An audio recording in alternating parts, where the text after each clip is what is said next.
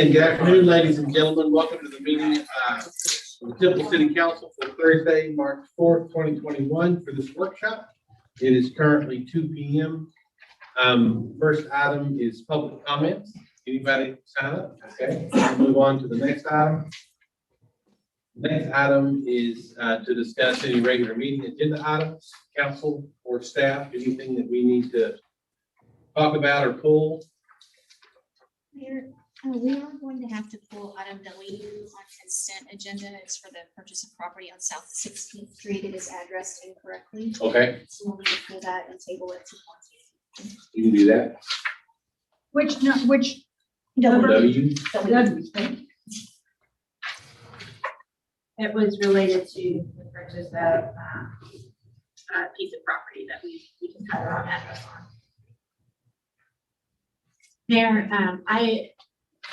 as you may guess, we learned a thing or two in February through our winter storm. And I had asked Belinda if she wouldn't mind just speaking briefly about D, which is for the rejection of some vehicle bids based on our desire to do a little more exploration for some four-wheel drive vehicles based on just our experience.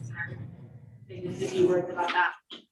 Sure, thank you, Bren. And you kind of, I was going to Some of say, your if I'm going to keywords. caption this is going to be one lesson learned from Winter Storm Uri. So basically what on February 4th, we received bids for 12 vehicles. And then the storm hit on February 11th, and for 9 days, we incurred a storm that none of us envisioned and so forth. And what we learned in that process is really we had an inadequate resources from the standpoint of all weather or 4x4 vehicles to assist. We were well equipped, pretty well equipped in police, although I think they wish they had a few more 4x4s in the police department too. We have 7 vehicles in the fire department that are 4x4s. And then we just had 4 vehicles in utilities that were 4x4s. Other than that, Transform Temple that was trying to help out a lot. Kevin couldn't get his team around in city vehicles and so forth. We in facilities couldn't get around in our city vehicles and so forth. So we were really struggling from that standpoint. So what we learned from that is it would be probably in our best interest to invest in some more all-weather or 4x4 vehicles. And just coincidentally, we had opened these bids on February 4th and we hadn't awarded them yet. And so I got with Kirk and discussed that Kirk's here also today. Kirk Skopik, our Director of Fleet Services, and said, "What is there an opportunity here? Can we reject some bids and go back out for bid for it and get some 4x4s? Would that serve us well?" And he thought, yeah, it would. So there's actually 8 vehicles that represent 2 bids that we're recommending today that you reject the bids on, all for the reason that we'd like the opportunity to put these out for bid again as all-weather or 4x4 vehicles. There's actually 3 agenda items associated with vehicles. There's one recommending it's agenda item C on your consent agenda. Those we're not recommending any change, and those were all independent bids. We're not recommending any change. In fact, one of those bids is actually a 4x4 where the airport had worked with Kirk and they said, "Hey, we really need a 4x4. It's like, yes. So that's already one more for our fleet in 4x4s that the airport would have. So we're recommending award of 3 vehicles. 2 of those are 2x4s, 4x2s is how I should say that, 4x2s, and one of them is a 4x4 for the airport. One of those 4x2s is a truck for aquatics, and Kirk, do you remember what the other one was? Streets. Yeah. And it didn't make sense on those particular vehicles that we upgrade those or change those. The other thing, and then you have consent agenda item D. That's the one where we're recommending that you reject the bids. Those are actually 2 independent bids that represent 8 vehicles. So we're recommending rejection of those, and we want to put those vehicles out for bid, back out for bid as 4x4s. And then you have on your regular agenda item 9, a local preference option for the purchase of a passenger van for the airport.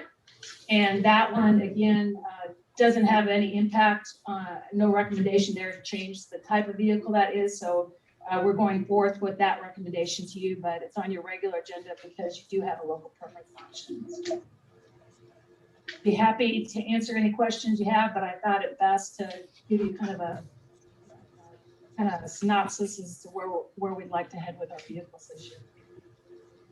Then we'll have a presentation during your regular meeting with some recommended motion language if you want to take the local preference option. Linda, do we ever find a time during snow that it would have been handy to have a 4x4 passenger van? Something that we could have used to deliver cots or food or people?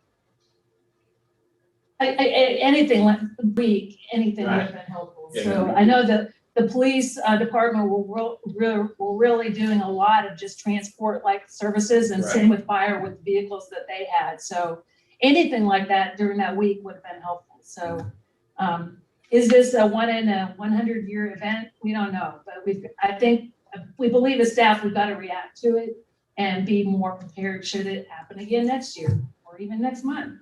Hopefully not, but yeah. And of course, you know, to get a 4x4 is more expensive. Sure. So we have to balance the cost benefit, of that, and be strategic about which parts of our fleet we equip that way. Because we probably don't need to equip all of our fleet in that manner, because that would just add cost. It's better than having none. Very true. And I envision, the vehicles the departments that are going to get these 4x4s in the end, if indeed you support our direction on this, I think that they're going to have to be on call. So if we have a weather event, please note that, even though it might be a department that needs it, your department's going to be expected to help out and let us use that vehicle for the weather events. So is that a no, that we don't need a passenger van or two? Well, again, I think I go on what Bryn said. It's not something we've really talked about, but based on the situation we had with trying to transport our citizens and so forth around to the shelters, probably would have been very nice to have. But it's just a matter of evaluation. And again, a van is always something we can use. I know we have one in parks that's relatively new, but Kurt, do you want to speak to that? Yeah, the one we bought for park was $37,000 for transit. So, yes, Take down your mask, please. thank you. The one that we purchased for parks was $37,000, and it is a 15-passenger vehicle. And so, if we did look at adding four-wheel drive to something like that, probably going to be additional $5,000. So we're going to be in the low 40s if we do looking at passenger van of that size. Okay. But are you asking because of the fact of the passenger van that we've got designated for the airport? Would that make sense? It was just a general question. If we're talking about 4x4s, and I know there was a reason, 4x4s would have been handy. And I know that some of the emergency responders were picking up one person at a time, because maybe that's how much room they had in the car. And, I know that groceries were being distributed and things like that.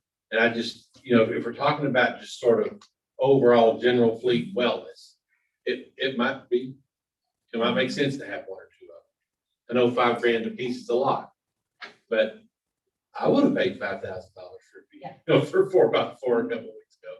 I think it's our deductible 5,000, slide off the road and wreck a car for you.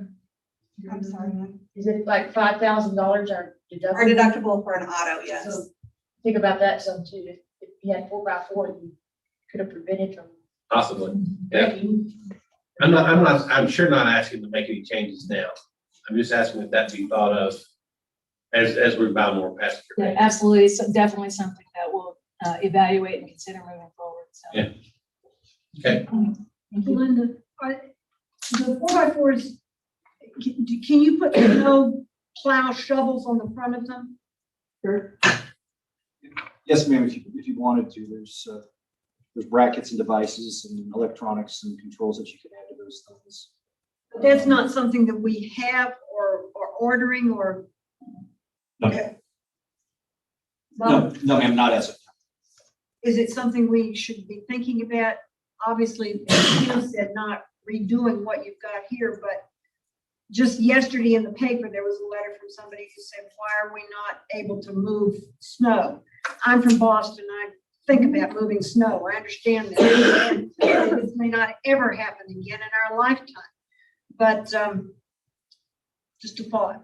So one thing to keep in mind about this particular item and these purchases are, these are budgeted purchases from this year. No, I understand. We are definitely gonna take a broader look as we go forward on what our needs are, but, it goes back to that balancing question about, in all of the areas that we want to make improvements in our community and all of the things that we want to get done. We just have to prioritize. We're definitely gonna, we have, this is one of many lessons learned. We're gonna continue this evaluation, but this particular opportunity is before us right now because we already have these 8 vehicles budgeted and they make sense for 4x4. We are not in any way saying that this is the only thing we should do, just that it's not too late to change this right now. So should we do this? And then as we continue our budget evaluations and our business planning for the future, what else do we need to consider? Let's think about snow plows. Not plows, but the plowing you put on the existing vehicles. And is it possible to cost share something like that, which we would not anticipate using often, if ever, with Belton? Anything is possible. But then we both need it at the same time. Yeah, that would be. Well, you cost share and you need it at the same time, but you don't need it at the same hour. You split hours up. You move snow on major roads. Anything else, Ms. Beck? So I'm going to interrupt if you don't mind, but in the same vein of four-wheel drive, thanks to our two chiefs, my cousin was able to get a dialysis appointment in the middle of all that. So we were definitely the recipient of some goodwill from the city of Temple. Very much appreciated. Thank you guys. Happy to help. Yeah, it is transplanted yesterday, and everything has gone really well. Yes, for both of them. Right. Good. That's great.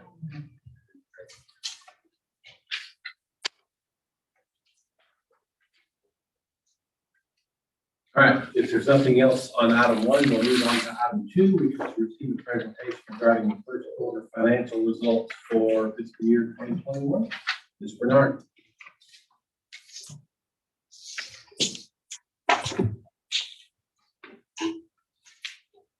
Thank you, Mayor and Council.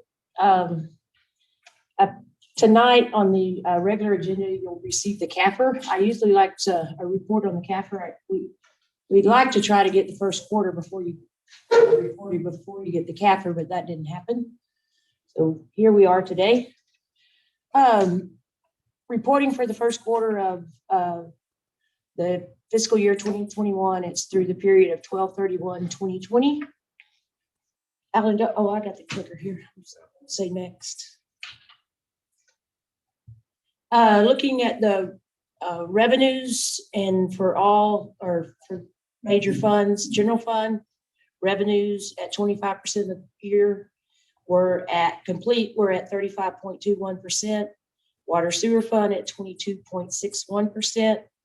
And the hotel motel was at 18.26%. And drainage fund at 25.21%. Later through the presentation, I'm going to hone in on some of the revenues and why those percentages are what they are. Looking at our sales tax, this chart compares the city of Temple to other cities in our region and also to cities in the state to all cities in the state of Texas. Far left is city of Georgetown, far right, Waco. And as y'all recall, last year and this also reports 4 months through January 31. But last year in January, we received a pretty significant large, what I would call a non-recurring receipt on sales tax. So I wanted to adjust that number out when comparing. And the blue bar shows that Temple would be at the 4 months this year compared to last year, we would have an increase of 10.68%. And that's, and also our sales tax as of January 31, we're showing at 113% of budget. And when we were preparing and filing the budget last year and estimating sales tax revenue, we weren't that far into a pandemic. A lot of stimulus funds had just come out, and we were uncertain of the future, with that being a major revenue source. So, based on, I think, stimulus and Temple's strong local economy, the sales tax is doing better than it was the year before, even through a pandemic. So that's a lot to say for Temple. Looking at our ad valorem tax collections, is, you know, they're levy October 1, they become delinquent February 1, and this is through 12/31.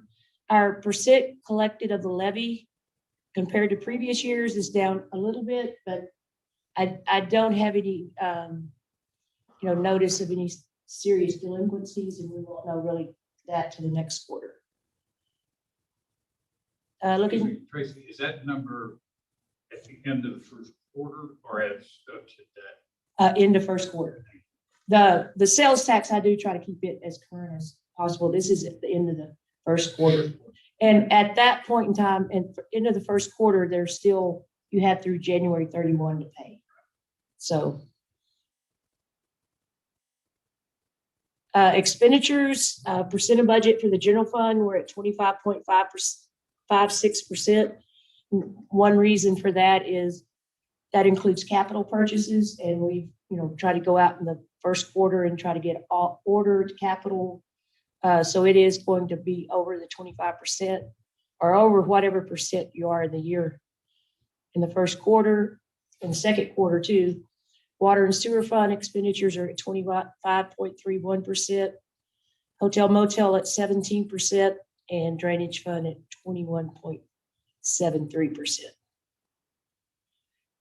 Just wanted to highlight a few what I consider at risk when looking at through today or the first quarter.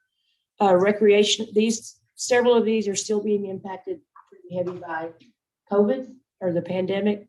Recreational fees, we have facilities shut down, participation lower, fines. As of comparing to the first quarter of last year, we're down 36.61%. I think some of that has to do with enforcement and patrol and staffing, vacancies, et cetera. Tracy, 36% sounds like a lot. I mean, it is a lot, but do you have a good enough memory to equate that with dollars? No, but I can tell you, I'm looking right here. 154,000. Represents that 36%. The fines for these, the fines, the budget for the year is just tiny bit less than $2 million, 1.992. Okay. So. Thanks. And I don't know if Judge is, as far as your court dockets, you're still doing the virtual or. Yes. So that pandemic has impacted that some, but. Airport fuel sales, again, I think the pandemic's still impacting those. They, first quarter compared to the first quarter of last year are down. They were down like 32%. Through February, into February, they were down 38%. And also our large hangars, hangar 25 and 26 are vacant, but we only budgeted for 6 months of occupancy in 2021. Hotel motel occupancy taxes, they're down close to 13.8% compared to the same quarter last year. And again, that's an area where pandemic and is still, or COVID still impacting their occupancy rates. And the Mayburn Center is another, just the rentals of that facility are usually booked out far in advance, and we're not seeing those there this year. Expenditures that I would consider at risk at this point are in solid waste repairs and maintenance. Our city's growing. We're running our solid waste trucks hard and fast, and we've had some major repairs to those. I think during the budget process, we're going to look at our average or how we're ordering those trucks and what their recommended life cycle is. We might need to order maybe a year sooner in order to avoid some of that major repair and maintenance. So far, as you know, when you go to the gas pump now, prices are going up. I think we're in really good shape with our fuel budget, but we'll continue to monitor that and watch as if fuel goes up a good bit. And then winter storm, I call it Uri, items that are not covered by insurance. We're still waiting to see if we get approved for broadened FEMA reimbursements.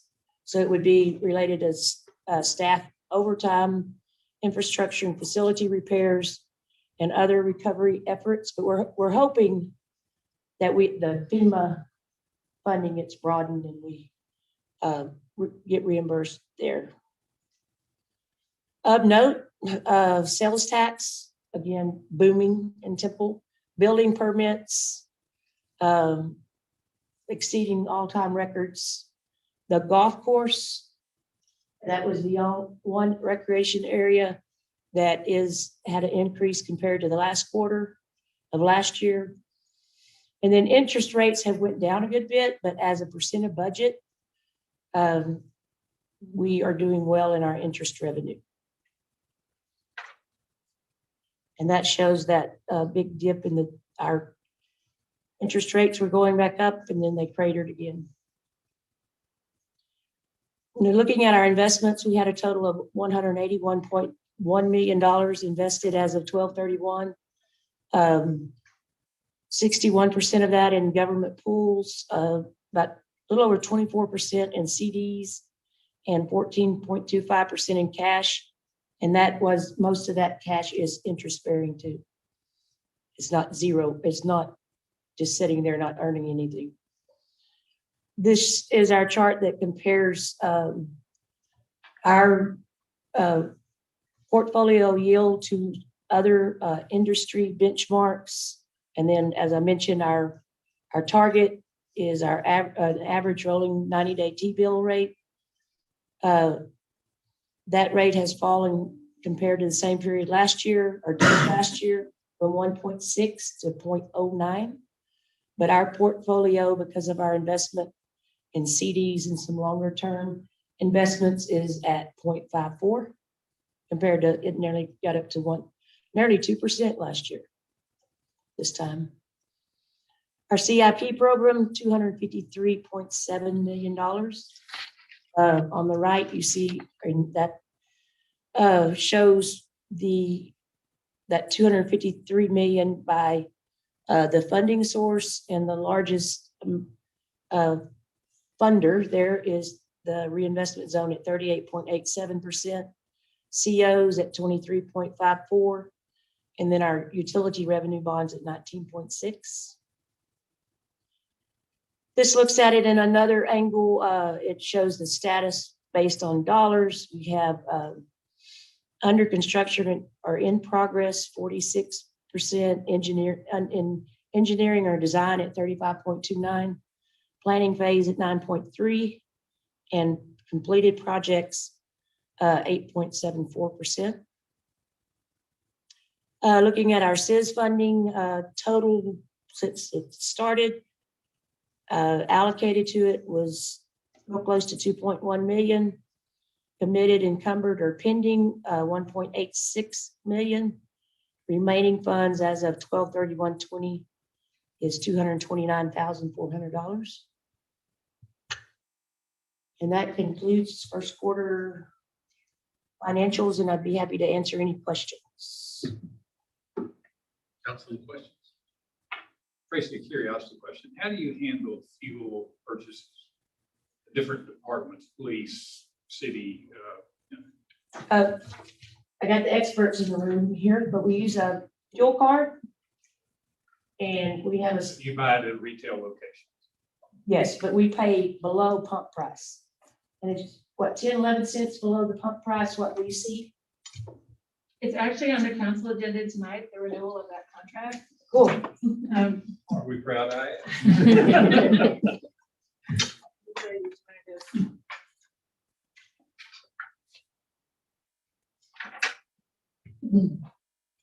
It is item E on the consent agenda.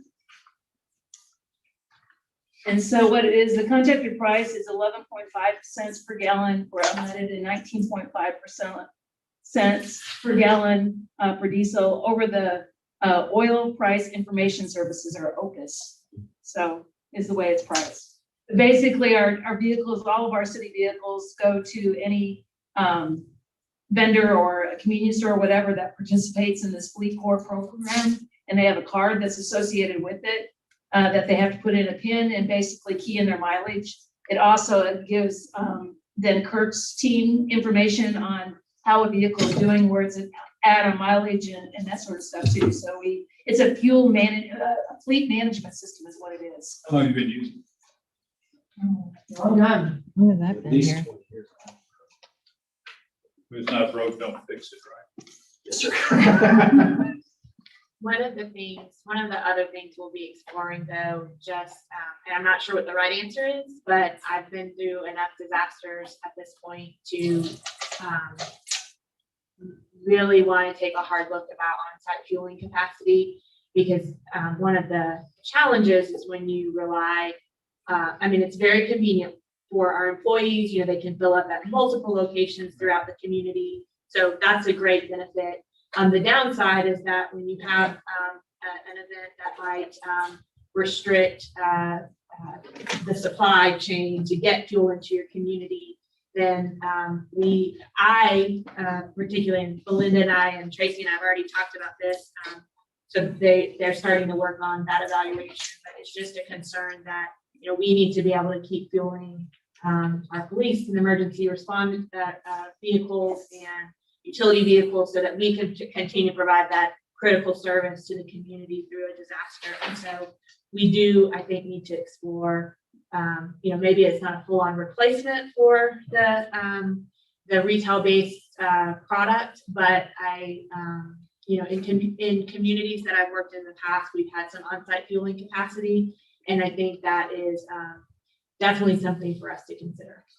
Operationally, I think this works fine, but when you get into a supply chain issue, it makes me sweat a little bit. Hard to buy gas when the station's closed or they don't have electricity. Or the gas is depleted because of supply chain issues. Yes, sir. Thank you, ma'am. And you'll hear a little bit more from Belinda too today when she gives you her quarterly update. But we are currently planning for the expansion of the service center facility, as well as a new solid waste facility. So I think there's some natural opportunities right now with the work we're doing to consider that possibility and make a good informed decision. All right, moving on to item 3 is to discuss the process for conducting performance evaluations for the city council appointed employees. Last time we met, we had a representative from SGR speak with us about that process. I sent out a synopsis and asked, for some feedback. The feedback I received was that you guys were happy with the process that was proposed, and that that we're ready to move forward, both in the feedback I received and also in the lack of feedback I received. I'm going to assume that we're ready to move forward. But what we didn't do last time is we didn't get a head nod from council that yes, everybody's okay with that, to direct the city manager to move forward. So you're getting the head nod there. All right, moving on then to item number 4 is to receive departmental updates from Parks and Rec and purchasing and facility services. Mr. Beavers.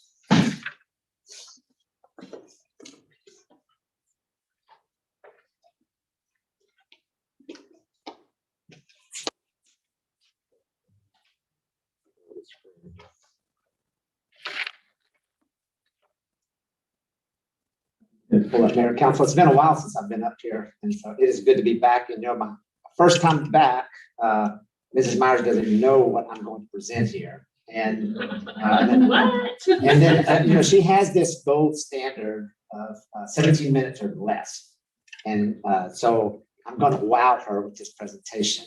They say less is best, and so if you don't like it, then I can continue with more talk. But So just know that when I typically do this, city staff, it's a 2-hour presentation. So to narrow it down to 30 minutes is very tough. So it's very, very high level, but let me just start off and tell you that you have the best department of Parks and Recreation. And that probably should say about everything. And I'd have to answer any questions. And if that doesn't work or fly for you, I have another presentation, but I hope the city manager gives me credit for 2 presentations. So, but anyway, I am happy to be back, and it is a great city. And just this last storm event is just another example of how the city, but the community pulls together, and is a great place. So my format that I use, and I thought I would just carry it forward, is I called it the rearview mirror look. And so we're looking back, the 90 days, and then you got the windshield look, and that's coming up. And then we got any concerns and questions. And so just remember, once again, there's a lot of work going into Parks and Recreation, even during this event. And so it's really very, very high level. So we'll start off with golf. And I will tell you that I don't know if you know many people that play golf out at the Sevens golf course, but the feedback I get, and Chuck Ram, that's directly over there, he gets emails occasionally, and people think it's fabulous. And they notice the work, and they notice the commitment that council has put forth. We had the sewer project that went there years ago. We did some improvements. Then we did the green renovation. That's probably the biggest single impact. The greens are just fantastic. And then the pump station, I think it was 3 or 4 years ago. There's 2 pumps on the course, one on the south side of the railroad tracks and one on the north side. We had funding a few years back to replace the south side, because that is the side, and these pumps were like 25, getting close to 30 years old, and they were rusting. And the south side went out. There is no connection to city water, so we would have lost it. So the strategy was replace that one, and then when funding became available, we replaced the north side. And so that is just the magnitude of this project that took place out there. And not only was relocated where in the past, when the lake was a bit low, staff was having to create a berm, pump water into this little channel just to keep it going. So during this project, it was actually moved closer to the dam, the deepest part of the lake. So we are pumping now from the deepest part of the lake. And so I am not wishing for a drought to test it, but I think we can't be in a better position than we are right now. And Kevin, you might just mention that it's not just a beautification, but we actually irrigate the course largely from that water. So that's Yes. Very critical to the course's health. Yes, and I'm going to this too. This is my presentation, but it has, I printed the notes side off also, because there's some details that if you ask that may be in there.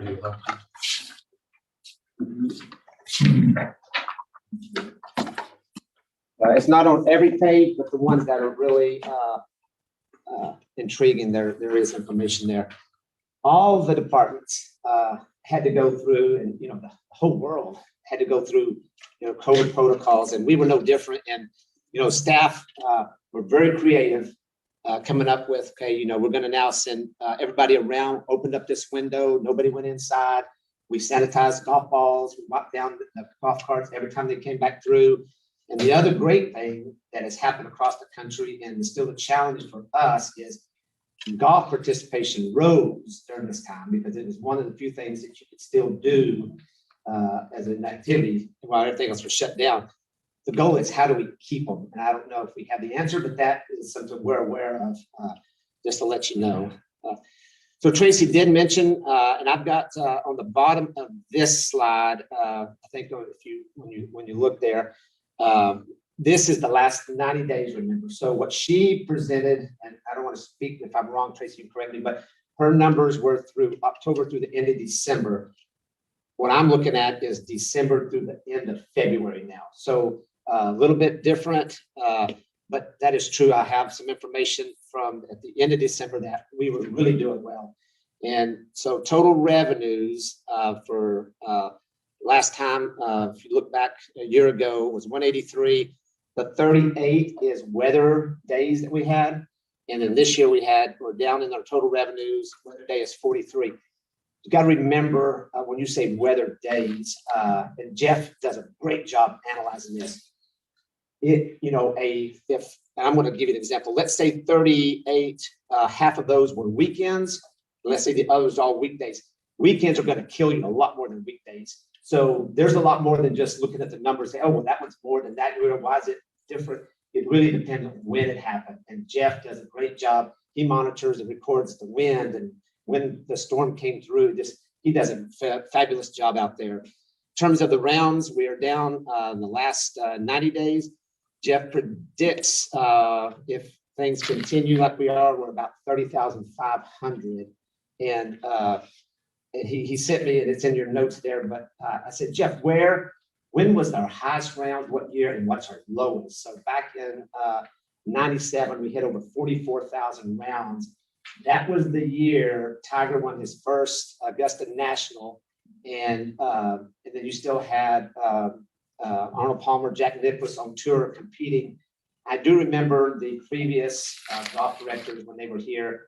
Every time Tiger won, they would come and report golf is gone crazy again.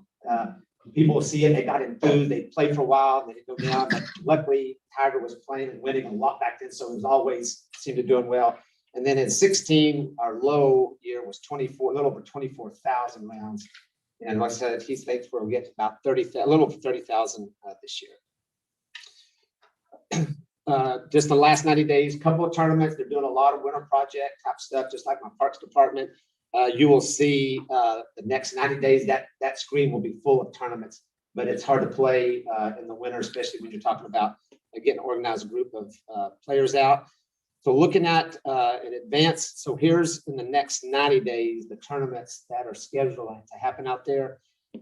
So hopefully weather permitting, those will remain, the rounds will be up, and we'll be back on pace to do better than we did last year. One of the other things, I hear a lot of compliments on Jeff and his staff that, greens, that's one thing, the pump station's one, but when they constantly are trying to improve the course, there's 11 bunkers on the course, and they will repair all those bunkers. You see what they're doing, adding sand, putting it all together. They're trying to give the players the best product out there.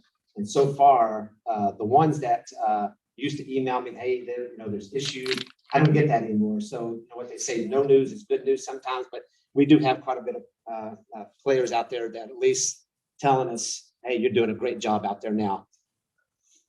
Golf concerns. So here's, we talked about the green. So of course, weather's reduced the number of rounds, and that's obvious, especially February. We got hit hard on the rounds, and that's obvious. The other one, we won't know until sometime in April. Jeff is just unsure what this weather. We planted mini verde greens grass. That is a southern grass. He said you probably would not find that grass further north in Oklahoma City, maybe, not even that far. It can handle cold weather, but you would not see this grass planted in the Midwest or the North, where you just saw those brutal temperatures and snow and ice on the ground. He thinks sometime in April we'll know what the impact of the greens are. So we'll be relaying back to you. If you don't have no news, good news. So if we don't come in forward to you, yes, sir. Okay. Who are y'all working with to give you the right way to treat the greens? And my question comes from conversation with a couple of landscapers who've been working with Texas A&M, and Texas A&M is telling them there really don't seem to be many rules because Texas has never experienced 240 hours of below freezing weather in a row. But they do have some thoughts of the type of fertilizer, whether to water, whether not to water. Are y'all working with someone to help you with that? I'll have to find the answer. I'm not sure.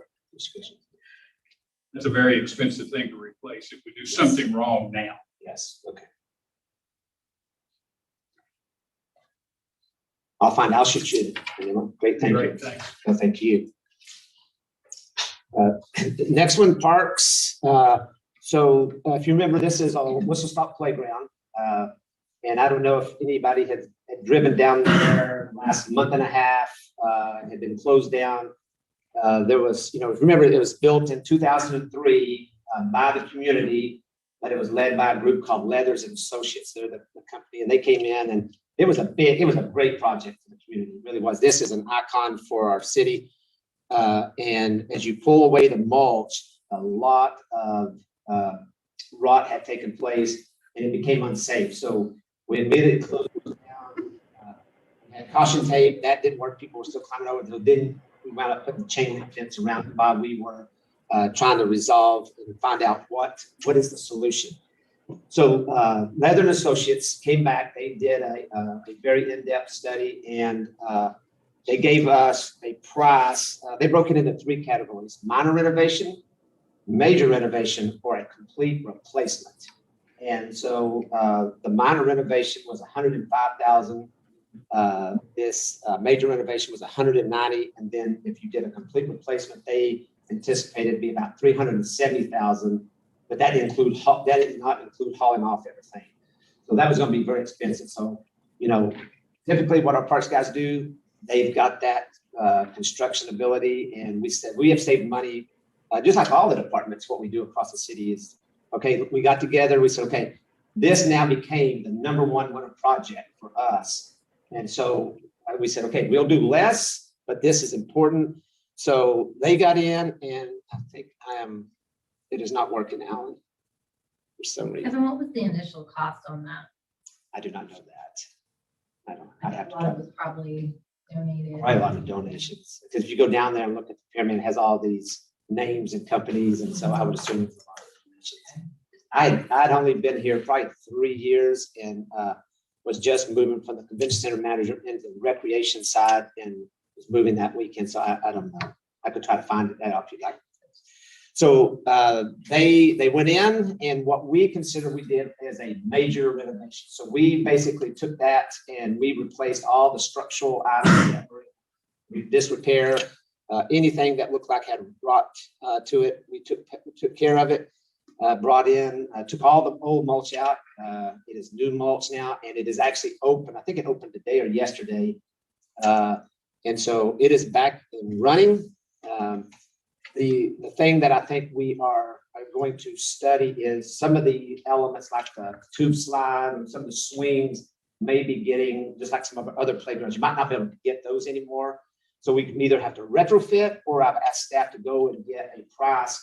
There's not many of those little elements. What does it cost if we want to buy some extra and have it on hand to even further our lifetime of that? But that playground was typically supposed to last around 20 years as an average. Ours would have been 18 this year. So we were close to the 20-year. But anyway, I think that's a great job, saved the city a lot of money. And I wish it had not have been closed as long, but and there we've got another one at the very end of the park side, another concern that I'll talk about, and that's at Ferguson Park. This one is actually on the agenda for tonight. We were contacted back last year by National Recreation Park Association, Niagara Cares, which is the funding arm, the philanthropic of Niagara Bottling, and they try to reach out to the communities they're actually bottling in, and they like to give back to the community. So we gave them a list of a couple of projects that met their goals. And they chose Pruitt Park. Pruitt Park is an undeveloped park. Since I've been here, it's been undeveloped. And it is, flip to another slide real fast, just so you kind of know where it is. It's up at the top here. To me, it is great to have this now finally developed. The closest park for the neighborhood over here is Ferguson Park. And if you want to send your kids, they have to cross 2305, Adams there. That's not good. This park, if you go back, neighborhood park, it is a very large, nice park for the size of this community, but I am so happy for them. It's great for them. I can't wait till it opens. So it's on your agenda tonight for approval. We think we'll break ground in, I think it's May or June, and we hope to ribbon cut July or August. And so that will be a joint effort with a local bottling company. They want their employees to help build it. So we will partner with them to put that thing together when it gets here. So that's another great project for the community. And then just some other things that we're working on. We have a playground replacement list, but we got a lot of lots out there that need restriped. Some are going to need to be actually replaced. So they're all on a list. Those things are getting done. This has been, we've been asked about this for now at least a year. And so we are going to add pickleball court lines to the courts at Walker tennis courts. Some place communities will actually build just specific pickleball courts, but it is very common to find just lines painted on a regular tennis court that you can play pickleball. And it is, I have not played it, but it is very, very popular. And then concerns, this one, I've got a public works rep over here sitting against the wall. I've contacted him and try to get with him next week just to try to brainstorm on our positions that we're still struggling to fill. And I would tell you that 11 out of 36, that's horrible.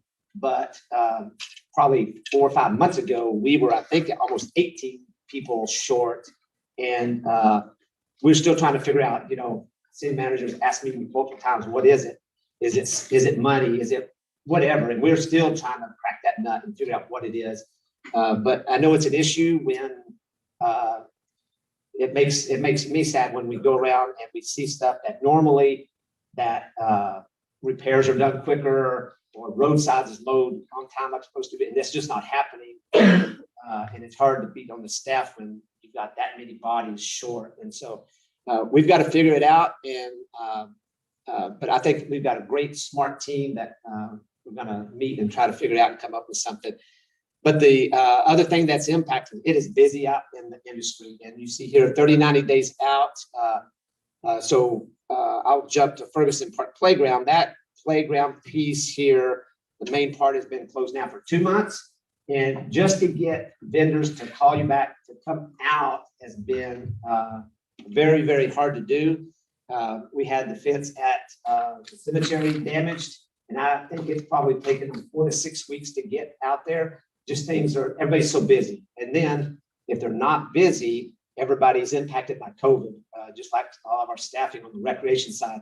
You've got employees out, and so that just compounds the problem. So we are struggling there. Ferguson Park Playground, a lot of the pieces are predate 2008. Now, if you look here, there's bays of swings. Those are newer. The rocket's in fine shape. But if you walk up to the actual playground, a lot of it is rusted out, and we just don't think it's safe anymore. And that was on the last year's bond proposal. Of course, it didn't go through, but so it has been up there. We know it needs to be replaced. There is, I think I saw right before I came, an email come from my foreman that one company, the last one that actually bought out the company that built it, thinks they might be able to reproduce some things, but they're not sure if what they have is even going to work. So I would think in the next 2 weeks, we will have chased that down to replace that unit and do it right. If you go back and look at the bond and put a shade over it, that's probably a $300,000 item if I had to, if I remember correctly. Any questions on golf park so far? The recreation side, they do a lot of events, and they still did events. Numbers are down, but I think they are very creative. I've got a great staff. I really do. The frozen Christmas parade, the frozen Christmas parade. In terms of the stations were static. Everybody drove around. 36 entries. I know there were some hurdles and hiccups that if we had to do it again, I think we could get better. But doing something at the last minute under these circumstances, we heard a lot of good things, but we could have done things a little bit better. And then the Christmas dinner, I think it typically serves $650, $675. The convention center wasn't able to do that, so we moved it to a actually drive-through, and the numbers are in the. Let's try to keep caught up here. They serve 375 through the drive-through. So still able to do something. Our staff just didn't go camping and not do anything during that time. And so they're great. Some other ones that got changed up. There's a whole list. I could not put everything on here, but some that are special. The very special Christmas Bend to the River, one to the right. The father-daughter dance that's typically held at the convention center. That one holds 1,733, what we served the year before. I think we did, it says 500 tickets, 48 carriage rides. They all sold out within a couple of hours. So we left up, if you noticed, we left up all the Christmas decorations downtown because they wanted to utilize those lots for their carriage rides. So they moved it downtown. I've heard great things about it. It's not the same thing with father-daughter dance, but I think everybody appreciated the efforts. And the other one it looks like a small thing that we helped out the swim team while they were rebuilding their pool. To me, I just wanted to highlight partnerships. We got a great partnership with BISD and TISD. TISD is great partners. We're in their schools. They call us and we'll do what we can, same vice versa. So I just wanted to highlight that we have great partnerships with the school districts, and that is not the case at all communities. And then, I debated when I asked staff, hey, what's important to you? And this lonely guy out there at the convention center on the right, I wanted to put something out like, you don't have a better picture. And, Tracy's report showed that, the activities are down. People weren't traveling there. And so what that did allow them to do a lot of maintenance work, replacing chair legs and little rubber pieces on the bottom, stuff that needed to be done. They never had time to do it. That gave them the time to do it. And Mr. Pensick there, he's actually waxing the main hall floor. And then the resolution 5 of 10K we conducted. This is an interesting one here. If you have not been to the Heritage Museum, then check it out. The 521 AllStars. That is a traveling exhibit. I think staff have done a great job of trying to keep things fresh, different traveling exhibit. When they first showed me the item, what the heck, what's 521?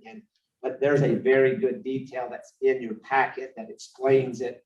521, just real quick, is the rural route in Sumter, South Carolina, where this author that wrote the book saw that the Black League, before Jackie Robinson broke into the majors, they had a Black League and a White League, and they had to separate that's something. So this writer actually went through this community in 96 and saw it and wrote a book that came out in 98, and that's what it's called, the 521 AllStars. I have not read the book, but that's it's an interesting little blurb if you read in your paperwork. And then the one, a very good hot shining star is Richard Fibish was our Recreation Services Director. And he never complained, but he really had too much. He has all the recreation, he talked about aquatics, special events, and all the rec centers. He had every athletics. And it was really, if you want to grow, which we do, one person cannot supervise when you've got so much going on. So we hired Michael Mayfield. He was clearly the best candidate during this process. His latest stint was from the Waukegan Park District. And I told him when he got here, I said, the park districts, even when Kinsler Corbin said, y'all were our enemies because when we went and applied for the gold medals, it always seems like a park district wins those because, they're self-taxing themselves. And so they just can do a lot of stuff, but he has a lot of experience. That's his daughter there. And she graduated from the same university and is at Phoenix, I believe Phoenix, Arizona, Arizona State, that's where it is. But when you meet Mike, I talk fast, I'm real animated. He is like real mellow. He is, but you can tell he is very smart, very sharp, and I can't wait to really lean on him to see what he brings. But he brings a lot of experience. He took an early retirement there, and so just know Waukegan is north of Chicago. He said he was tired of the weather, and he either wanted to go to Arizona or Texas where it's warmer. And so we snatched him as quick as we could, so. What do you think last week? It was typical up there. He said the difference is that they're used to it and they're prepared for it, but they get more of that all the time. So I did blame him though for bringing this down here. I did do that. I will tell you that. Key staff hires, this, you are always changing. This is actually could have been updated twice now. So these are as of 2 days ago, these were the positions that are critical in our organization that we've got to hire. Aquatic coordinator, that's coming up soon.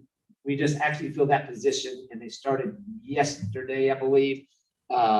Summit manager, they're going to be doing interviews for Mayborn Convention Center manager. I think they've started interviews for those. And then a recreation specialist, one here. That one we've kind of slowed down just a little also just because without programming, trying to save on the budget a little bit, but just to make sure we get the right person. And then the rec specialist at Wilson is to replace, you remember, Robert Peanut Henderson. And that's the one we'll be replacing over there. And this, you say, what is for job? That's past 90 days. But this is the planning, you got to plan a long way out. So these are the type of events that they are already thinking about. The one that I think is interesting when you look in the paper is we're going to try something different. Apparently it's very popular. Joy Agee on our Parks Board mentioned it to us a few months ago, but it's cornhole. And so they're actually going to run a cornhole league now, and we're going to see they actually have state tournaments. I think it was Corpus last year, so we may try to get those state tournaments here as well. But that picture there is the first ball that was hit on the baseball side at Crossroads. Doesn't that look like you wouldn't think that's Temple, Texas, would you? That's Crossroads. That is a great picture. March was actually the first time somebody used the complex, and that was the men's, adult, senior softball out there. But in terms of the baseball fields, that was it right there. And so just busy. And then the Bad Boys billiard tournament at the convention center, that is, when they sent the pictures of the convention center, you've got it on one side of the hall and then it's same setup on the other side. It has declined some, still 1,800 players that come in and they advance from there on to Las Vegas national tournament. I remember when they first got there, Nancy might have been there, it's like the whole floor was covered. But it has dropped off some. And then the National Train Day coming in May. And so that would be great. That did not happen last year because of COVID. The concerns, just this is another one that I could have changed it today and I said I didn't, but when I was talking about it in a second, and tie right in, is, they constantly have to make sure we're doing social distancing, the mask and everything. And now when the governor announced his thing on the other day, is we started getting calls. Convention center got calls. We got calls here. Everybody's calling now, trying to figure out, hey, how does that impact us? Can we rent now? Can we bring it up to 100%? And we've kind of just told them, hey, that's so fresh. We've just really got to step back and study it, and we'll get back to you. I put staffing there for after schools. A lot of kids did not come back, and I'm not sure if they were afraid of getting COVID. And then the staff that we did have is when our staff were either exposed or had COVID, you've got to go through certain protocols. And so that made it challenging in our after school sites to keep staffing up, but they did a great job. And with that, happy to answer any questions. That's pretty fast. For two presentations, I think it's great. Yeah, I'm sorry. Y'all have any plans or thinking about plans for the festival grounds and also the river?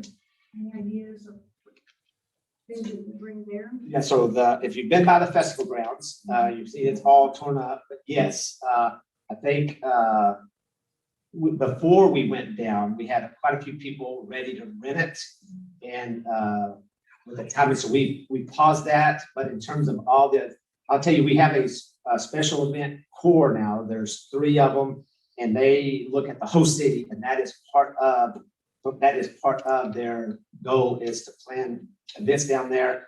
I think we're going to probably have more rentals than we have just because, we only have, a deal with 3 team, but I think that one's going to, when we open that up, it's going to get a lot of use. And then your other question was Bend of the River. Right now, it's still just open for rentals, but we've already, I think, got phone calls on that one as well, about can we just blow the doors off, basically, and bring out a lot of people. So, but we continue, we had, our haunted hayride was out there. We had a couple of Christmas events out there. So we still use it as an apartment. It's a very valuable piece of property, without a doubt. So, When does Mr. Mayfield start? he's with us already. He's on the ground. He's on the ground running. Yes. Good. Congratulations. Yeah. So hopefully once, sometime soon, I'll bring him by, or maybe to a counselor. He'll be sitting in and I can introduce him, but he's a great asset. Very good. So.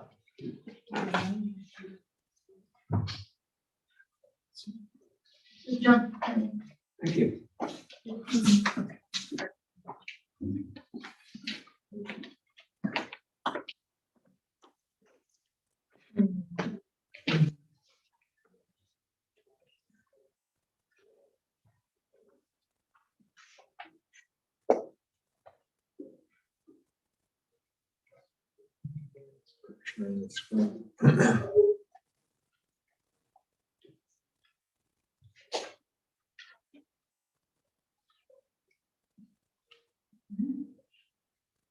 No, just stretching hip, sorry. Purchasing and facility services. Is this still working out? So this is the first time that we've given you an update of purchasing and facility services. So I thought I'd kind of back up just a little bit and introduce you to the department and make sure, just give you highlights of what we do and what we're made up of. So our office is located out at the service center, out with Public Works and Fleet. There's a building out there that's labeled purchasing. If you haven't been out that direction, a lot of people think we're located downtown, especially vendors and so forth, but we're out at the service center. Our strategic plan focus area is high performing organizations. So that's where we're focused. Our initiatives within the strategic plan, though, are to employ fiscally responsible practices as it relates to city purchases. And then we plan for, design, construct, and maintain high quality facilities that meet the needs of our community now and into the future. So we have a staff of 29 positions that make up purchasing and facility services. They're led by myself. And then Randy Faust, she's with us today in the middle of the wall over here. Randy came with us. She started the middle of January. She comes to us with lots of public purchasing experience from junior colleges. So she is helping me out a lot. So I'm very excited and can't wait as we move forward, because she brings a lot to us knowledge-wise and the side of purchasing. So first of all, looking at the purchasing division, it's comprised of basically 6 staff. It's led by our purchasing manager, Sarah Parker. Our purchasing division really focuses on what you adopted in August of 2019 was a policy for purchasing. When we upped the purchasing competitive bid limit to 50,000 and you only want to see things at 50,000, well, there's a lot more that goes into that. And after you adopted then we as staff, with Bryn's help and so forth, we implemented an administrative directive that has lots of procedures. And that's our job in purchasing, to make sure we're making sure that every procurement that we make complies with that. From a purchase that's $1,500 to all the way with purchases that are $43 million that are on your agenda tonight. So we write and we facilitate purchase solicitations for those needed goods and services.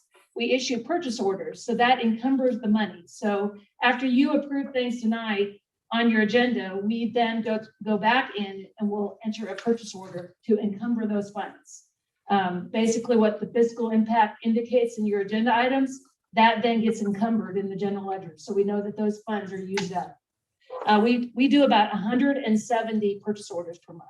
In addition, we process invoices for payments. Another mode of payment that we use is P cards.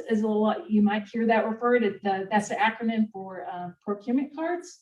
We have 353 cards distributed to employees throughout the city currently. It's an ease of doing business. They can get what they want when they need it.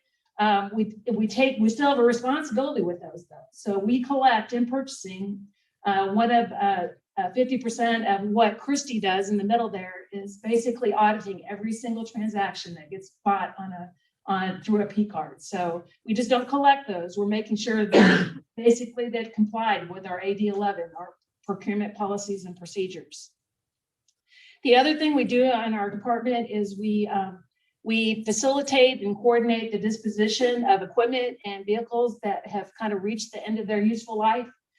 So on your agenda tonight are 3 vehicles. Those are replacements. So we have to have a way to get rid of those. We currently use GovDeals, which is an online auction services. That's actually a service that you authorize for us on an annual basis. But our city coordinates basically the disposition of all those vehicles and equipment that have reached the end of their useful life. Recent accomplishments in our purchasing division, we've 1 year ago, of course, as you know, we're looking back, COVID hit us. Luckily, you had authorized in the budget for us to procure an online bidding system. And what we did, we were just kicking it off as COVID hit. And thank goodness we had. Because basically what we implemented is a system, it's e-bidding, it's called Megametrics, is the system we implemented, but it allows bidders, contractors to submit their bids to us electronically in a lockbox. So we can still comply with the competitive sealed bidding procedures through this Megametrics system. We would be struggling big time if we didn't have that system. So we're very thankful to have that, and that system is working well. The other thing that we've done recently, just coordination of significant procurements, construction manager at risk contract for 2 parking garages. That's on your consent agenda tonight. Mobility master plan RFP, the membrane water treatment plant expansion. That's the $43 million project that's on your regular agenda tonight. The Adams and Central sidewalk improvement project. We opened bids for that last week, and that will be coming forward to you and to the council meeting probably on March 18th. And then we're always doing demolition bids. Even if it's less than 50,000, we're basically working with Transform Temple to get those out there. What our work plans in purchasing division for the next 90 days, we've got several significant procurements, the homelessness strategic plan development services. We're working with Aaron Smith and Nancy Glover on that. Request for competitive sealed proposals that we're working on that are really facility related. The East Temple Community Enrichment Center, first floor City Hall renovations, a new solid waste complex, expansion to the Service Center Public Works building. All these are, from the standpoint of being competitive sealed proposal, it adds a little bit more to the work because there's an evaluation that goes along with just opening the bids and basically recommending the low bidder. We're basically we have to basically facilitate committees to evaluate the proposals to come up with which proposal provides the best value and so forth. And then of course, we'll be getting into very quickly our annual contracts for 2022, which we have over 100 of them. And each year we look at every single one of them again to look at for renewal possibilities or to rebid. And the other thing we're dealing with, I mentioned that we're responsible to dispose of the property that's reached the end of its useful life. We were our hands were tied with being able to do that because our office was closed for the most part. So we're catching up. We've got a lot of catching up to do with auctions and so forth. Moving on to our facility divisions, it's led by our facility services manager, Doug Ayers. And then underneath him, we have a custodial foreman, facility maintenance supervisor off to the right, and then Ricky Hernandez, he's our warehouse coordinator. Ricky actually, just a side note, has been with us, I think 34 years, so very long time, dedicated employee. But what the facility services division does is we focus on cleaning 29 buildings, pretty much on a daily basis, 5 days a week and so forth. And we maintain 46 buildings. And we manage, that's Ricky's job basically, is managing a 7,500 square foot warehouse that we put in stock commonly used utility items, safety supplies, whatever is commonly needed. So utility guys, parks guys can basically come to us and readily get things. Recent accomplishments for the facilities services division, the winter storms, it kept us busy, just like utilities, police and fire. We've been very busy.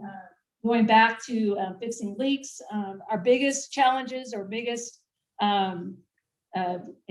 calamity but they really weren't big. Is this building here, we had a leak. Luckily, it was caught very early on.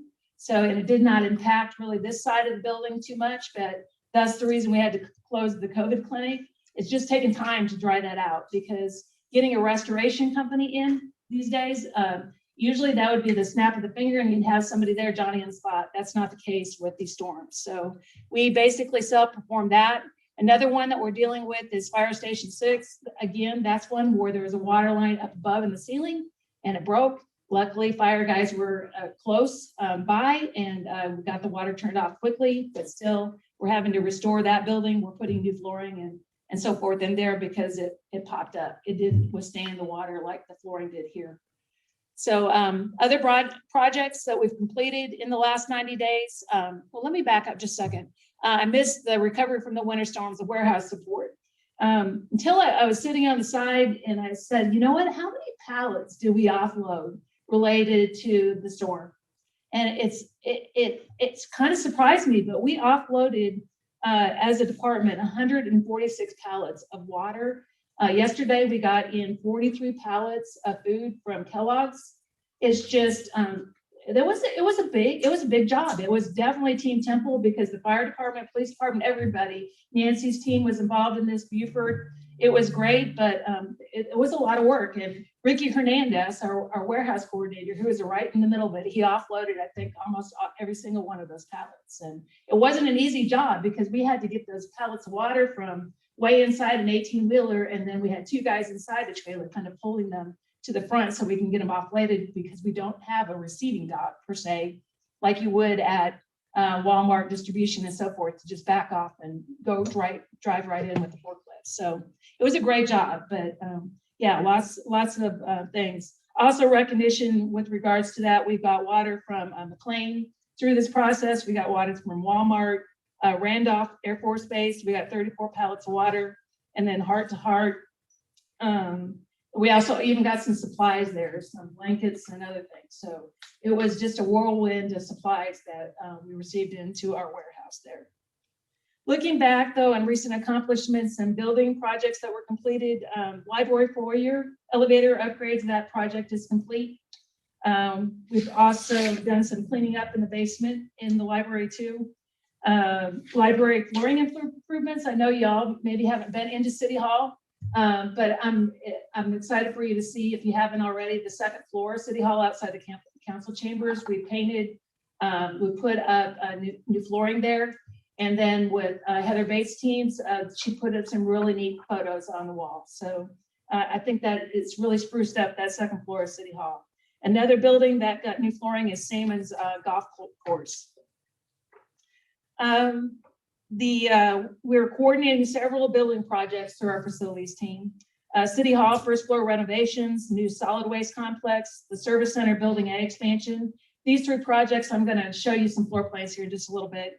Clarence Martin Rec Center and Lanier Foundation repairs. These are all projects that we're coordinating right now. Ever since COVID started, our department's been very involved in basically just managing infectious disease supplies from face masks and pulling those in, getting them distributed, and also just upping our type of cleaning that we're doing, making sure we're spraying down doorknobs and that sort of stuff. So we've had a change that way also. One good thing that came out of from our department from the standpoint of our staffing, once COVID hit and the offices weren't used as heavily, it freed up some time in our maintenance staff. And I would say three big projects that they did is Fire Station 4 kitchen remodel. There's a picture of that off to the right. Library basement cleanup that I mentioned, multiple interior painting projects. When I look back and I kind of tallied that up, we probably saved $100,000 in contracted fees by what we were able to accomplish. So for us, that was a thumbs up. I'm really proud of our facilities team for stepping up and saying, hey, we've got extra time to do some things. So they're very resourceful and getting some things done. Belinda, I get lots of calls from the Friends of the Library. They are, after 20 years, ecstatic about the basement. And it's hard to make the Friends happy about anything. Ecstatic about it, please. Well, Thank you. And I will tell you, I think there was 4.5 tons of metal out of the basement that we took for recycling. And then there was 2 dumpsters of trash that we took out of the basement. So They Yeah. are really, really happy. awesome. That's Thank great you to so hear. much. I will pass the word. Good. So our plans for the next 90 days in facility services, we still have these 2 facilities, Salmon's Community Center to here. We're going to self-perform the restoration that we need on sheetrock that you saw when you came in, and there's some other pieces behind the scenes that we need to get back, restore again. Fire Station 6 should be back in business, hopefully by the middle part of next week. So we have good coverage in that part of town. We're going to, another thing that happened on January 9th, before all this ice storm hit, we had a major leak at the fire training center. And we were in the midst of getting that done, restored. And so we've got to finish up that restoration. We're actively doing that right now.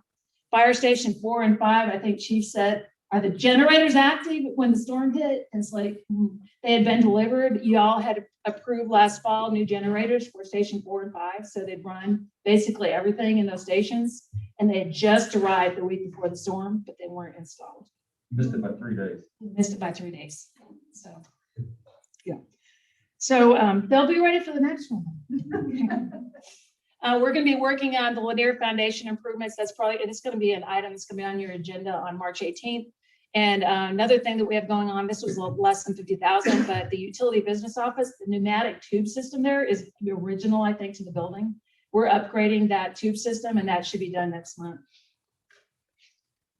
Other things that we're doing in the design process, continue to do the City Hall first floor renovations, solid waste complex, service center building A expansion, which I'm going to talk more on here in just a second. 2 downtown parking garages. This is on your agenda tonight as construction manager at risk. Our department is going to be involved in this because it's kind of a unique way. We've gone through a process and we've identified Spot Glass as being the most qualified or best qualified for that project.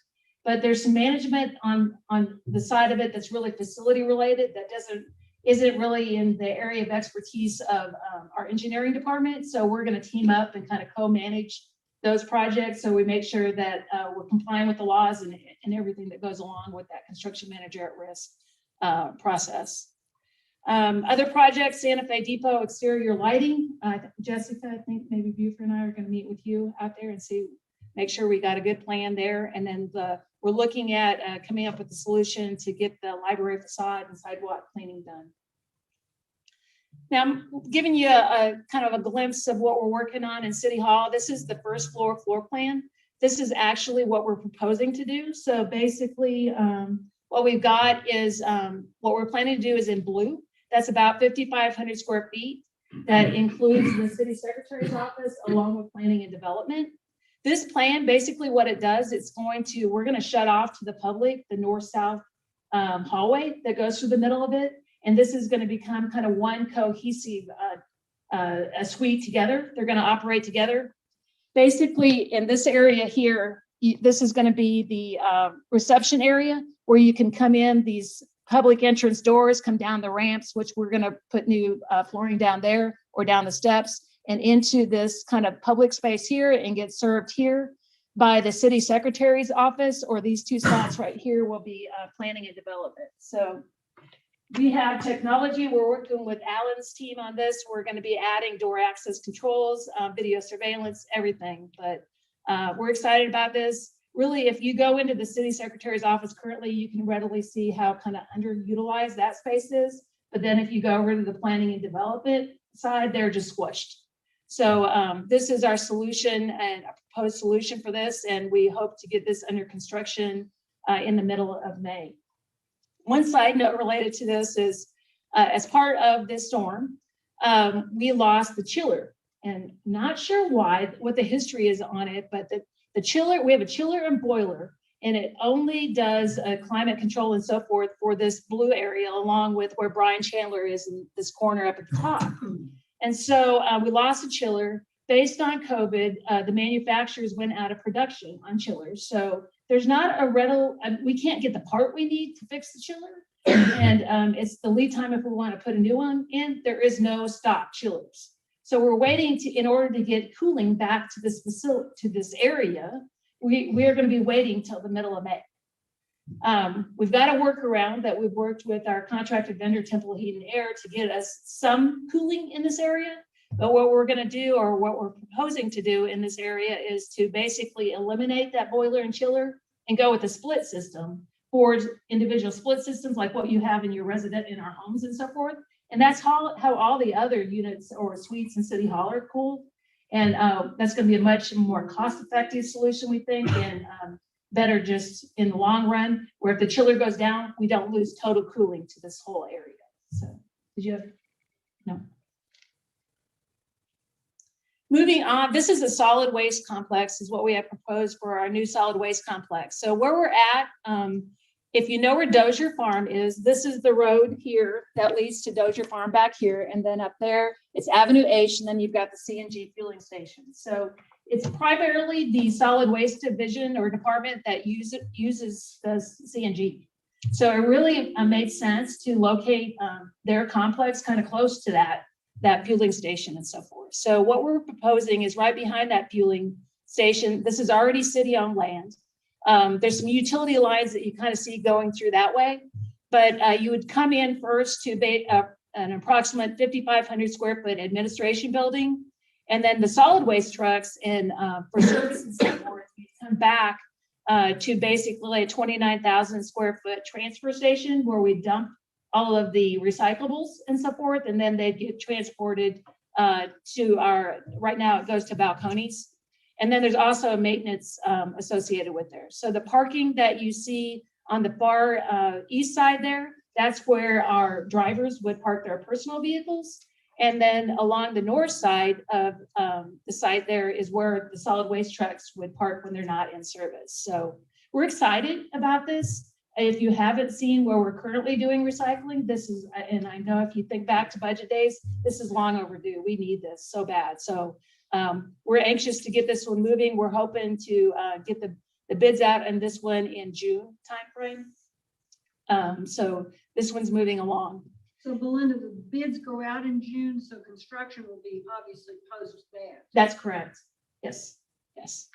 This is the proposed conceptual of what the exterior of the administration building, the top would be. That's again around 5,500 square foot. And then this is the bottom is a rendering of what the transfer station will look like along with the maintenance building. So basically what you're seeing here is the trucks will drive up, and in these two big docks here, the garbage trucks actually back into there, and they basically dump all their goods.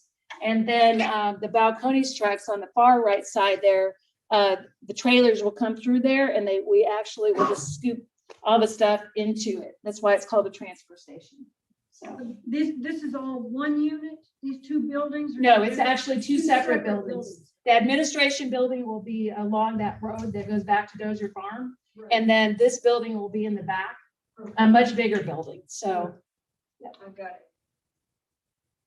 Linda, what's the estimated construction timeframe? estimated construction on this one, it's about a year is what it's going to take to construct this one. So probably fall 22 will be in operation. Yes, yeah, we're going to need the Crossroads facility just a little bit longer. Yes. We're also working, this is where we're at on the addition to the service center building A. So basically the picture at the above is what currently exists. When this building was constructed back in 2002, 2003 time period, it actually was built with the vision that we'd add on to it in the future. So it's just the time has come.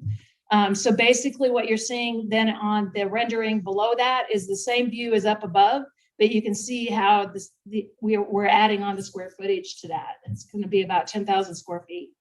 Then the rendering at the bottom basically shows it if you're coming over the loop, driving to the east, that's what you'd see coming over the bridge. That is my purchasing and facilities update. I'd be happy to answer any questions. You made the comment that your warehouse doesn't have a loading dock where a forklift can go in and out. Is it feasible to add one? Well, there's one actually on the backside, but it was not readily, and we would have had to do a lot of moving around. We have so many of the vehicles we need to dispose of and so forth there would have been, we could have done it maybe, but then moving the semis around in that area, it just would have been really complicated, So so. when you get caught up on the disposable used equipment. It's possible we could open that back up again, yes, I would imagine it would be beneficial to have that capability. yes, yeah. Got any water left over? We do, yes. You want Yes, yes. Keep it. What else? Has a long shelf life. Couple years. It's not like milk. Linda, did you mention the space needs assessment?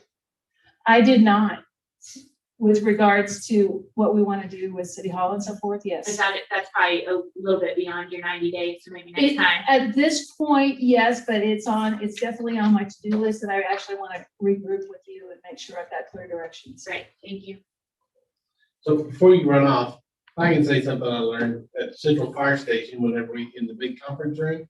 Whenever I walked into it for the first time, it was the Belinda Mackey conference room. I thought, we are overpaying her. She can afford to have it named that. She actually said that Alonzo Wallace decided to name that after her because she did such a great job managing the construction project of the Central Fire Station. I thought that was. Well, I didn't say that part, such a great job. No, I didn't. I assumed it was a great job, but they named it after you. Or they would have named it not. Okay, very good. Thank you both for that. Moving on to item number 5, is to receive a presentation regarding the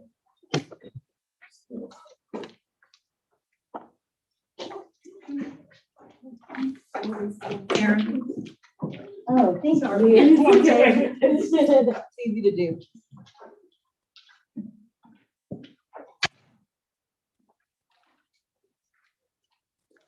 Good afternoon, everybody. There we go. So Nancy is handing out the copies of the overall neighborhood plan, but we're going to go through some highlights today. So the Bel Air neighborhood plan is our southernmost neighborhood planning district. As you can see, it's just north of Jackson Park and east of the Garden District. These are the limits to the north here on the left side of the screen. That's the north area. That is just, it borders the North Arts District. To the east is the railroad. To the south of the border is the Hillcrest Cemetery, and to the west is. So our neighborhood planning process always starts with a public engagement process to kick off. So we did complete several different surveys, delivering them to the public as well as providing them online. We held a series of focus groups as we do with others, external planning team meetings, MPD news edition, which we did change up just a little bit this last time. We're having a little bit more fun with it. Then we also took this for a recommendation to the Neighborhood Revitalization Coordinating Committee, as well as the Planning and Zoning Commission, who unanimously recommended approval of the plan. So we had a little bit of fun with this one. And we'll just show you this really briefly. Yes.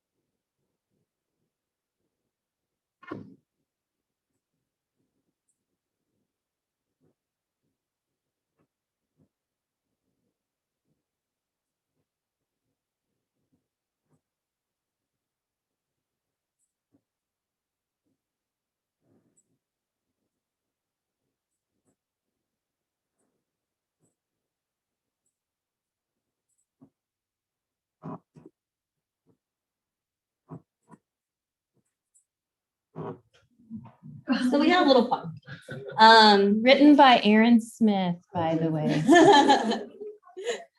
On a random Friday night when I was bored. Luckily, they sang it for me because I am not a singer. So we'll just keep moving along here. So we had a little bit of fun, so stay tuned. There may be a song from Midtown as well. I have some inspiration from the city manager. So just talking a little bit about the Bel Air neighborhood plan, you know, overall, it's a quiet, neighborly neighborhood. If anything you notice when you're driving down those streets, there's several mature trees that really stand out within this neighborhood. It's a stagnant neighborhood. It's on the edge of disinvestment as well as reinvestment, but it's been well taken care of, and overall, all of the homes are in very good condition. It is the northernmost. Like I said, it's in some points, it's a little bit of isolated in areas because it is so northern. But as you know, we're working on a really amazing North Arts District plan to help with that.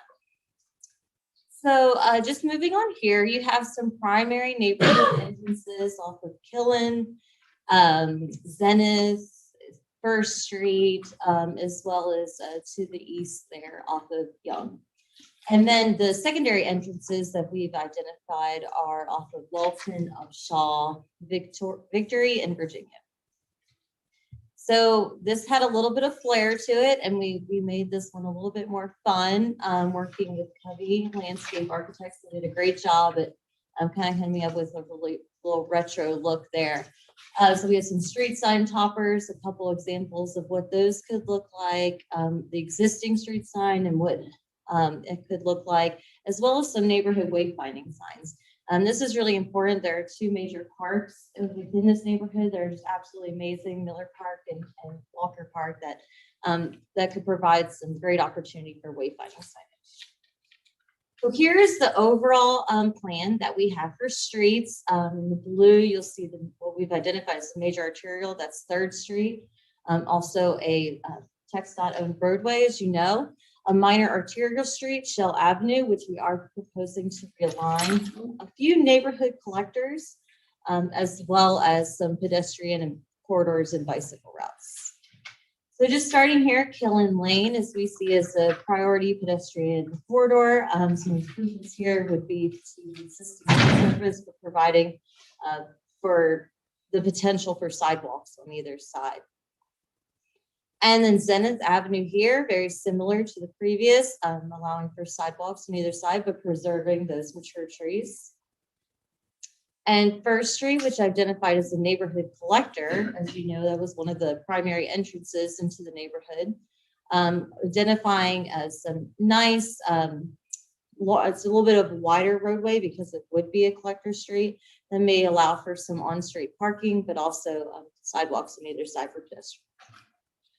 4th Street, saw Miller Park over there. 4th Street is another collector street that we've identified in the neighborhood. This would be, since it's so primary and you have Miller Park and the cemetery on either side, we would propose a little bit wider of a sidewalk, as well as preserving the trees.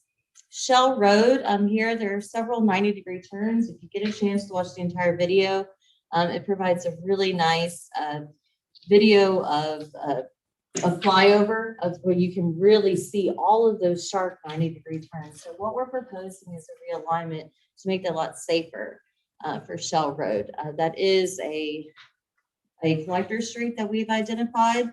Potentially could be going all the way from downtown to 363. So very important. You'll see on the opinion of probable cost that this is over an $11 million project. So what we've worked with landscape architects and KPA on is potentially phasing this.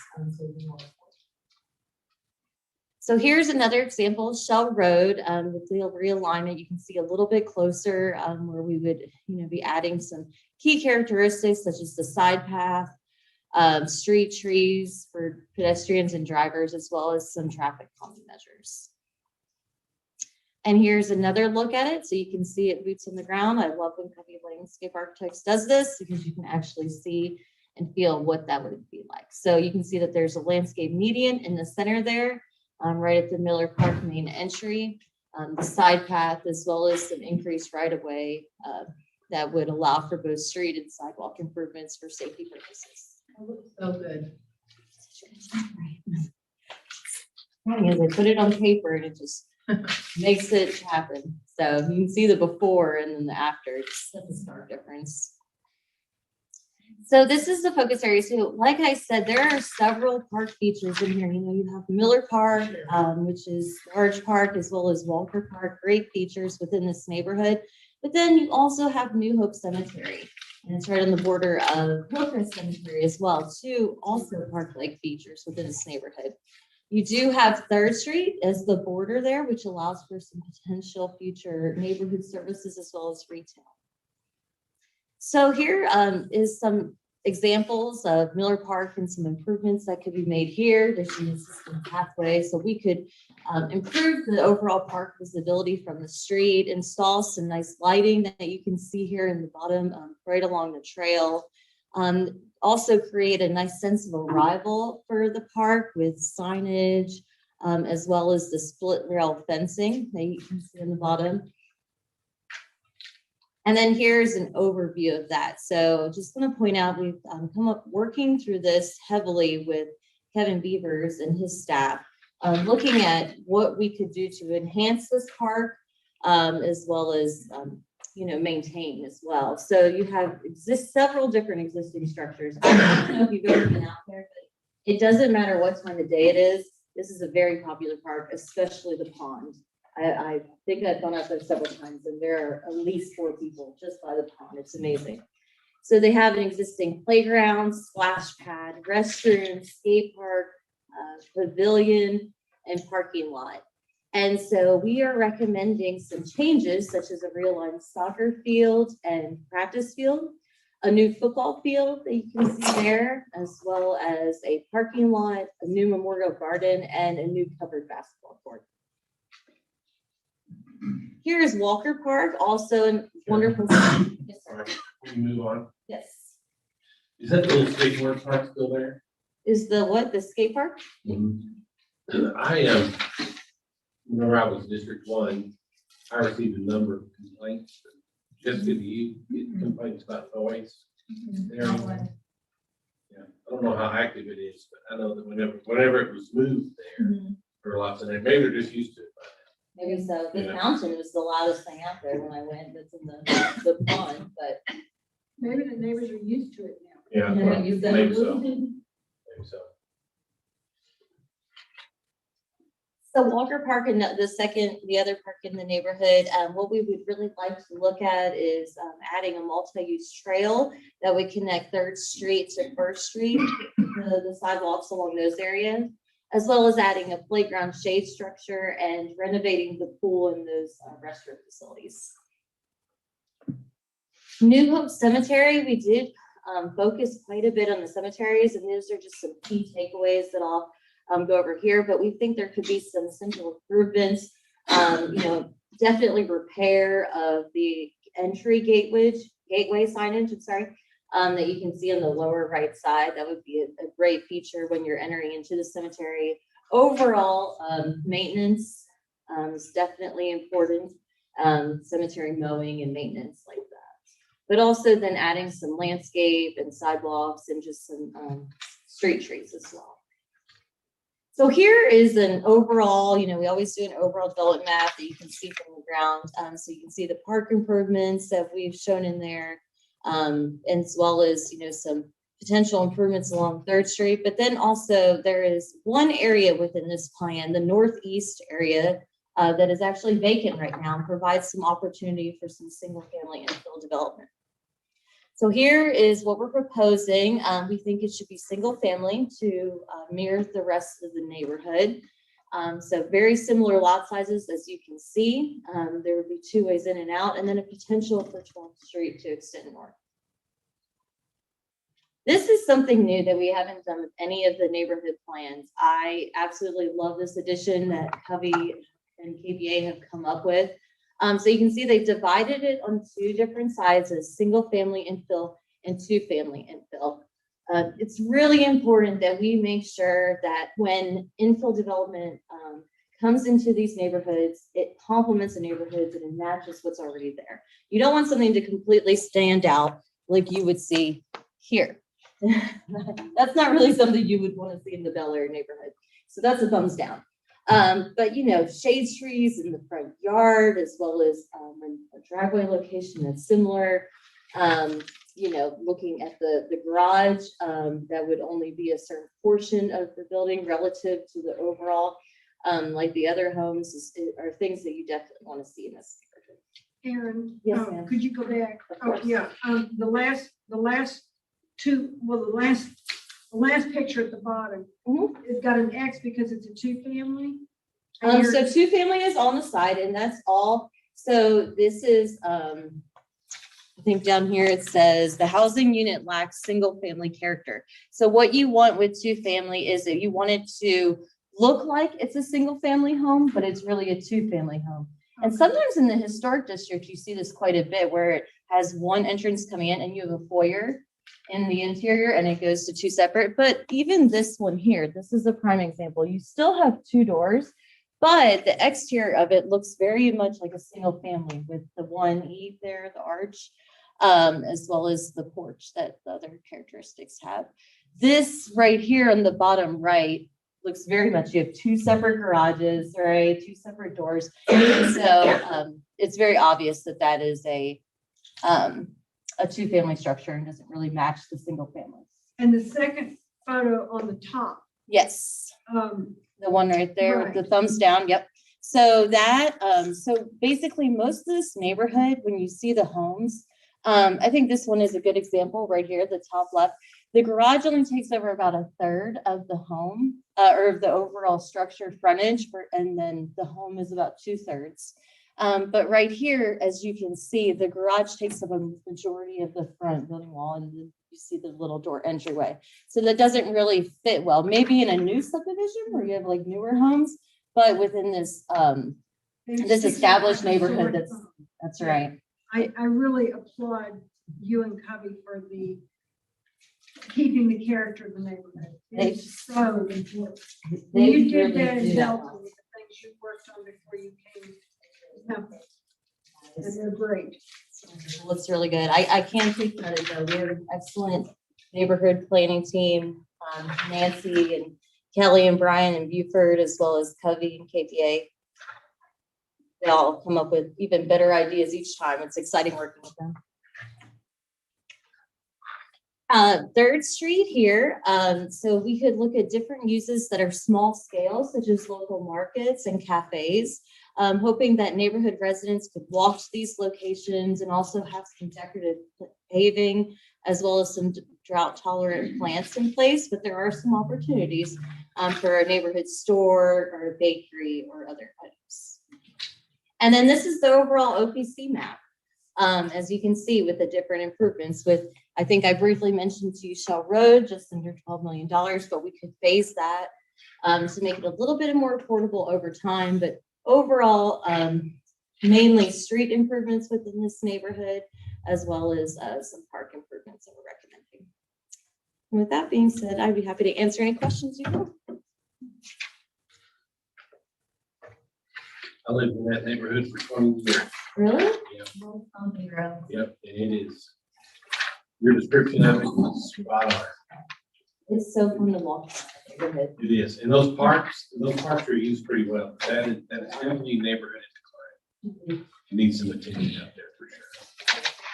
We bought a brand new house there when I was in the middle of at elementary school. Oh, yeah. On Zenith Avenue. It was the last street. Mhm. That's where my family grew up.